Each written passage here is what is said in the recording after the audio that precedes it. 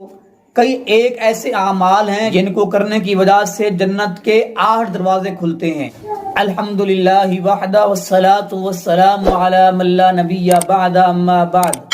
حضرت ابو ہریرہ بیان کرتے ہیں کہ رسول اللہ صلی اللہ علیہ وسلم نے ارشاد فرمایا کہ جس شخص نے اللہ کی راہ میں کسی چیز کا جوڑا خرچ کیا تو فرمایا قیامت والے دن جنت میں داخلے کے لیے اسے جنت کے تمام دروازوں سے بلایا جائے گا، تمام دروازوں سے آواز دی جائے گی، ہر دروازہ کہے گا آؤ مجھ سے گزر جاؤ۔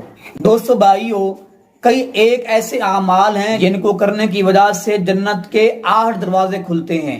ان میں سے ایک یہ ہے، جو شخص وضو کرتا ہے، اچھی طرح وضو کرتا ہے، اس کے بعد یہ کلمات ادا کرتا ہے، اشہد ان لا الہ الا اللہ وحدہ لا شریک لہ وان محمدا عبدہ ورسولہ، تو اس کے لیے جنت کے 8 دروازے کھول دیے جاتے ہیں، جس سے چاہے جنت میں داخل ہو جائے۔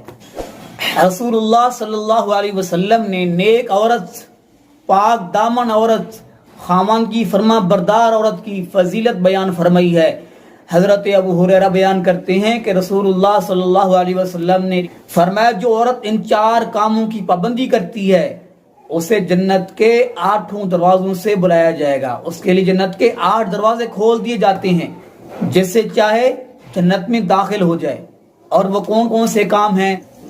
پہلا کام، اذا صلت المرأة خمسہا، جو عورت 5 نمازیں ادا کرتی ہے، وصامت شہرہا، اور رمضان کے روزے رکھتی ہے، وحسنت فرجہا، اپنی عزت کی حفاظت کرتی ہے، وَأَطَاعَتْ بَعْلَهَا، چوتھا کام اپنے خاوند کی اطاعت کرتی ہے۔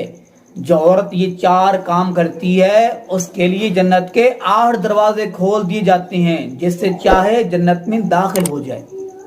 آج خواتین جو ہیں وہ کفار کی دیکھا دیکھی، خاوندوں کی نافرمانی، اللہ کی ناشکری، رسول اللہ صلی اللہ علیہ وسلم کی حدیث ہے، آپ نے فرمایا میں نے جہنم میں سب سے زیادہ کثرت عورتوں کی دیکھی، خواتین کی دیکھی۔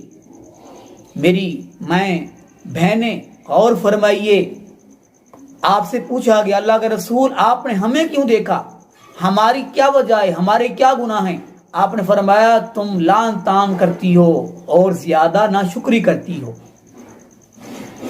خاوند جو ہے وہ روز اپنی بیوی کی خدمت کرتا ہے، کما کر لے آتا ہے، اگر کبھی کبھار اس کو کام نہیں ملتا تو یہ کہہ دیتی ہے کہ میں نے کبھی تجھ سے سکھ نہیں پایا۔